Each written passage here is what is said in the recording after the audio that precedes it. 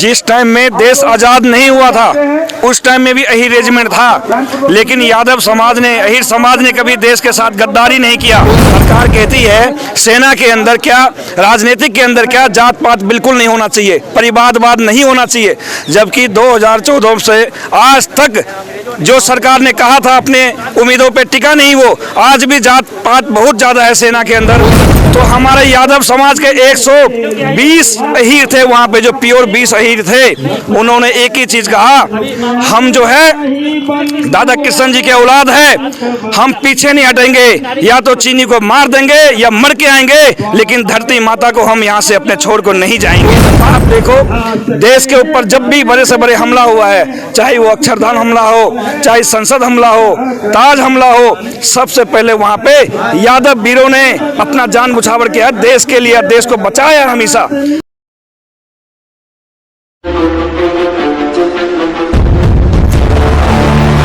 CCN news 24 के सभी दर्शकों को मेरा नमस्कार। दर्शकों, मेरे साथ अभी आप इन व्यक्ति को देख सकते हैं। इनके हाथ में ये पैम्पलेट है जिसमें लिखा है यादव वीर जवानों के शौर्य व पराक्रम के सम्मान में अहीर रेजिमेंट हक हमारा। अहीर रेजिमेंट जैसे कि हमारे इंडियन आर्मी में राजपूताना रेजिमेंट है और बाकी भी कुछ कुछ रेजिमेंट्स हैं, तो इससे देख के यही लग रहा है कि इनको अहीर रेजिमेंट चाहिए। और अहीर रेजिमेंट क्यों चाहिए ये एक बार हमसे इनसे जान लेते हैं। आप लोगों को क्यों चाहिए अहीर रेजिमेंट? देखिए, जिस टाइम में देश आजाद नहीं हुआ था उस टाइम में भी अहीर रेजिमेंट था, लेकिन यादव समाज ने, अहीर समाज ने कभी देश के साथ गद्दारी नहीं किया। किसने करी गद्दारी? गद्दारी जिसने भी किया सबको पता है। हमारा रेजिमेंट नहीं है, जिनका रेजिमेंट बना हुआ है वो क्यों बना हुआ है? सरकार कहती है सेना के अंदर क्या, राजनीतिक के अंदर क्या, जात पात बिल्कुल नहीं होना चाहिए, परिवारवाद नहीं होना चाहिए, जबकि 2014 से आज तक जो सरकार ने कहा था अपने उम्मीदों पे टिका नहीं। वो आज भी जात पात बहुत ज्यादा है सेना के अंदर। हम तो कहते हैं हमें अहीर रेजिमेंट नहीं चाहिए, हमारा रेजिमेंट नहीं मिलेगा तो सबका रेजिमेंट तोड़ दो, या तो हमारा भी अहीर रेजिमेंट जोड़ दो। क्योंकि आपको पता होगा रेजांगला के युद्ध के अंदर हमारा भारत उस टाइम इतना सक्षम नहीं था, ना उतना उनके पास हथियार था, ना ऑटोमेटिक गन था। चाइनीज जो है 5000 सैनिक जो है रेजांगला के ऊपर, पहाड़ी के ऊपर एकदम से धावा बोल दिया। उस टाइम में देश के प्रधानमंत्री ने कहा था हमारे पास ना तो हथियार है ना बारूद है, हम कैसे लड़ाई करेंगे चाइना से, उनके पास तो ऑटोमेटिक गन हथियार है, बारूद भी है। तो हमारे यादव समाज के 120 अहीर थे वहां पे, जो प्योर 20 अहीर थे, उन्होंने एक ही चीज कहा, हम जो है दादा किशन जी के औलाद है, हम पीछे नहीं हटेंगे, या तो चीनी को मार देंगे या मर के आएंगे, लेकिन धरती माता को हम यहाँ से अपने छोड़ को नहीं जाएंगे। वही हुआ।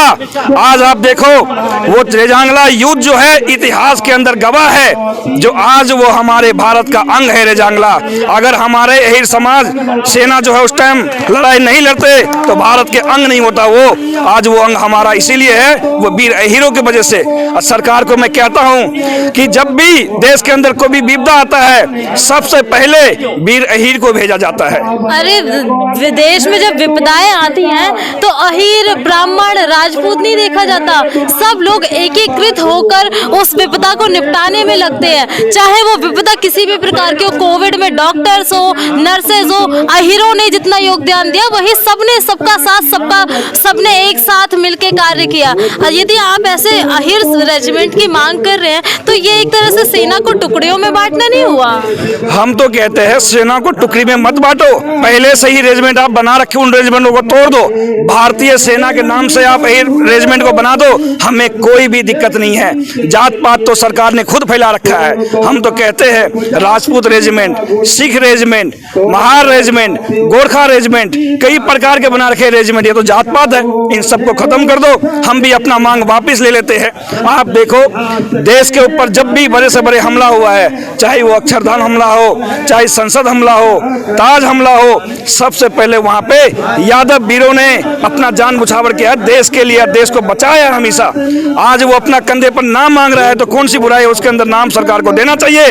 और जब भी हम तो कहते हैं, अगर आप कहते हो जो चीन हमें लाल आंखें दिखा रहा है, पाकिस्तान दिखा रहा है, आज सबको पता है भारत का 25 किलोमीटर अंदर तक चीन ने कब्जा कर लिया जमीन को। हम तो कहते हैं यही रेजिमेंट बना दो, यही रेजिमेंट को वहां बॉर्डर पे भेज दो। 25 किलोमीटर का जो भारत का अंग है जमीन, उसको तो हम वापस ले लेंगे और चीन के अंदर घुसकर चीन को मुंह तोड़ जवाब देकर भी आएंगे। क्या समस्याएं आ रही हैं आपको जो आप लोग अपना एक पर्सनल रेजिमेंट बनाने की बात कर रहे हो? देखिए, ये पर्सनल रेजिमेंट नहीं है, आखिर यादवों के लिए रेजिमेंट की बात कर रहे हैं ना? हम इसलिए मांग कर रहे हैं जो हमारा बहुत बड़ा शहादत बलिदान है। हम तो एक स्वयंक्रम को देखते हुए हम अपना मांगे हैं, जो हमारा मांग है यही रेजिमेंट का। लेकिन हम तो ये भी कहते हैं अगर हमारा रेजिमेंट हमें नहीं बना सकते तो बाकी रेजिमेंटों को खत्म करके भारतीय सेना के नाम से बना दो, हमें कोई इतराज नहीं है। क्योंकि जब भी अभी आपको पता होगा जो भारत ने पाकिस्तान के ऊपर सर्जिकल स्ट्राइक किया था, उसके अंदर भी प्योर अहीर को भेजा गया था, बल्कि किसी को पता नहीं है। मैं बताता हूं, उसका जो कमांडर था वो भी कपिल यादव था, और कपिल यादव गया था पाकिस्तान स्ट्राइक करने के लिए। तो जब अहीर को आप भेज सकते हो दुश्मनी मोल लेने के लिए, आतंकवादियों को मुंह तोड़ जवाब देने के लिए, तो आप यही रेजिमेंट का गठन क्यों नहीं कर देते, ताकि देश भी सुरक्षित हो जाए और खुले सांस में देश के लोग अपना सांस ले। दर्शकों, आपको इनके विचार कैसे लगे कमेंट बॉक्स में राय जरूर दीजिएगा।